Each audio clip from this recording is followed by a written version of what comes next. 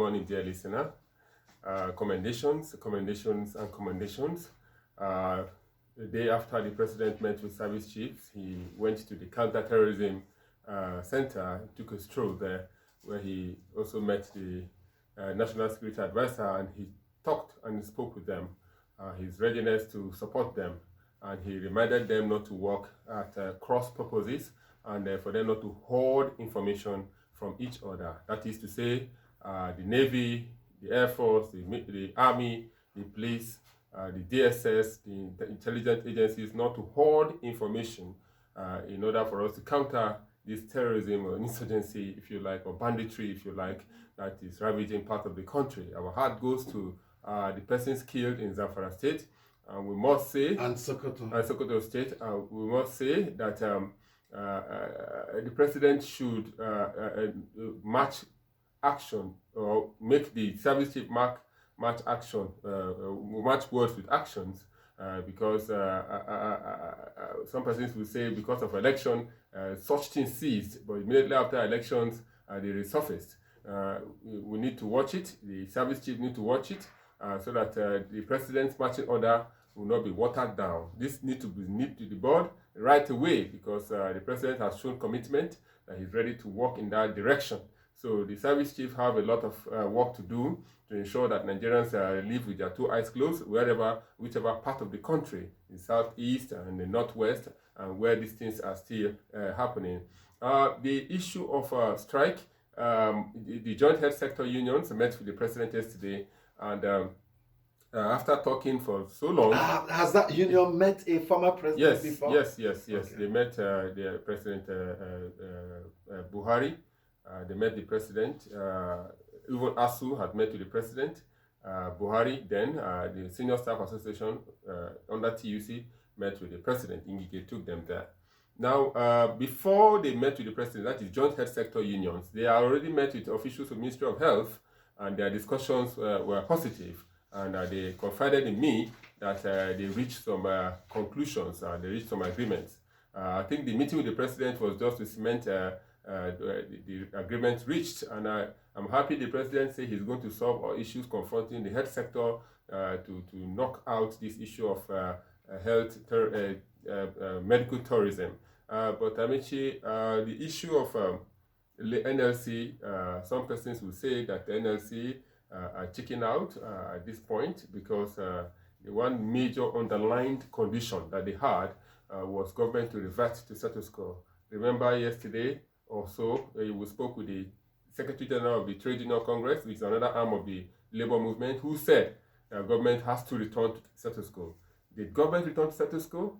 I saw the 10 paragraphs released after their meeting yesterday, and no mention of reverting to status quo. Nigerians keep suffering, keep wallowing, keep status quo.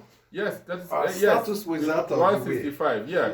It's completely based on what transpired yesterday. It's completely out of the way. Their condition was not met, and they suspended their planned strike. About 10 of them. So we'll share it later. I didn't see anywhere where. Yeah, that was not mentioned.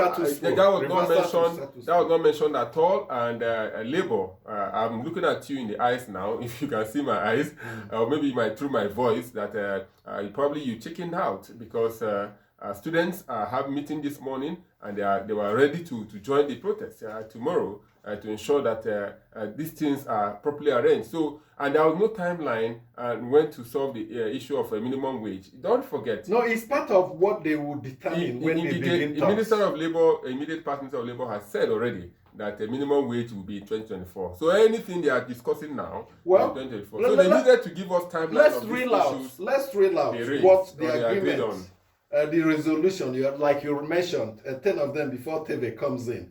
The first one is that the federal government, the TUC and NLC, to establish a joint committee to review the proposal for any wage increase or award, and establish a framework and timeline for implementation. So part of the part of that, TUC had proposed 200,000 naira minimum wage. They would establish a framework for timeline for implementation. like you said, TUC is proposing 200,000 naira minimum wage. That's a proposal.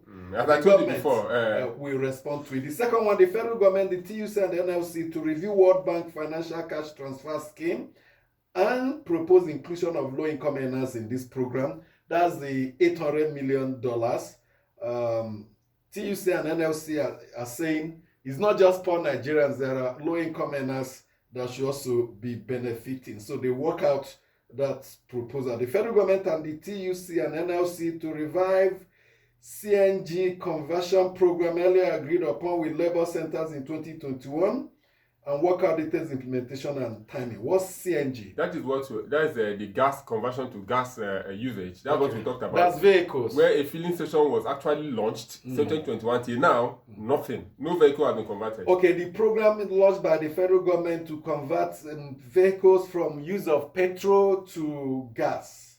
That is said to be cheaper. The labor centers and the federal government, that's NLC and TUC, to review issues hindering effective delivery in the education sector and propose resolution for implementation. The labor centers and the federal government to review and establish the framework for completion of the rehabilitation of the nation's refineries. The federal government to provide a framework for maintenance of roads and expansion of rail networks across the country. All other demands submitted by the TUC to the federal government will be assessed by the joint committee. These 7 out of the 10. So, Abul is asking the timeline for which this will be determined. The timeline for the negotiations and talks. That's what Abul is talking about, Teve. Abul is so disappointed that we were here yesterday. We said Labour NLC should go back to the negotiating table, and we thanked them for doing that and saving the nation. What would have been a total shutdown of the economy would have had a greater impact on each and every one of us, as it were. Where we are now, clearly there are talks ongoing. They're going to resume in 2 weeks' time. That's 17th or 19th of June. In 2 weeks, they will reconvene to work out the timeline. And I think that is what is significantly different from this agreement with government and what Labour had in 2021, which failed completely. This time, they are meeting in 2 weeks to agree on the timeline for implementation of these resolutions that they have arrived at. We know that in 2021 there was no timeline. They just said, okay, let's do conversion, let's do this, and they allowed government to go and do it. No. Every agreement, they always have timeline, TV. What failed was a meeting that entered Sinadai. There was no date the meeting was adjourned to, but they had timeline which they didn't implement. They had timeline for when the conversion should be done. Yeah, they had timeline for the conversion to be done and several others. But also, I would also like you to know that such agreements, that's why Labour was shouting that they needed people with portfolio. Such agreements need to be signed by persons in office, political appointees, who you can hold accountable. Who has the authority of the president. The PAMSEC does not have, yes, she's there, but she doesn't have the authority of the president. That's why the meeting the president had... If the president asks you... was there. If the president asks you to go and discuss, negotiate with NLC and TUC, you have his authority. All he needs, Nimi Briggs that was negotiating with ASU and all of that. Was he a minister? Or letter to he wasn't. The president enjoys the executive powers. The executive powers of the federation are conferred on the president, and he can exercise it directly. Yeah. As in the case of his meeting with Johesu, Joint Health Workers, he can directly exercise that power. He can also delegate to the vice president. The president can mandate the vice president to go and represent him. The president can mandate ministers who are constitutionally recognized to represent him and carry out delegated powers. The president can ask a civil servant to also do it. The president can ask any other citizen he desires. All he needs to do is to confer a written authority to that effect. Yes, there's a point as the authority of office. Not everybody would adopt that because in direct negotiation on official matters, Labour no doubt was right. We need people with authority because if he's taken to industrial court The presidency or the federal government may claim that this man does not represent us, that the mandate he has does not have official backing. That may explain why NLC insisted that it's those in government with authority of office that we want to negotiate with. And we congratulate them and we thank them also, like I said earlier, for saving us the situation. But like some of us will always advocate moving forward. By the time they meet on the 19th or thereabout, definitely we should. And I think those of us in the media also need to monitor the process. But then we have issues on our hands, as it were. The impact of this on the economy and and all of that. And it's a price that the Tinubu administration will pay. I hope, honestly hope that eventually they will have what it takes to get out of this. It's about the same economic policies that we had during the Buhari administration. Recall, he did not have an economic team that impacted eventually, and then he closed the borders that we've been unable to recover from. And then the cash crunch and all of that. This is good. By the time the inflation figures start coming in next month, by the time the GDP and all of that start coming through, it will reflect clearly. You're quite right. It's a major decision. Because if we go beyond the ordinary and look at the color of the water passing under the bridge, what we do here is that we want you to think more critically, not on the surface. Now, Labour has cut a deal for itself. How many percentage of Nigerians are employed by the federal government? Just less than 1%. How many percentage of Nigerians are employed by the state government? The state government will likely not be able to even match the minimum wage. How many percentage of Nigerians are employed by the private sector?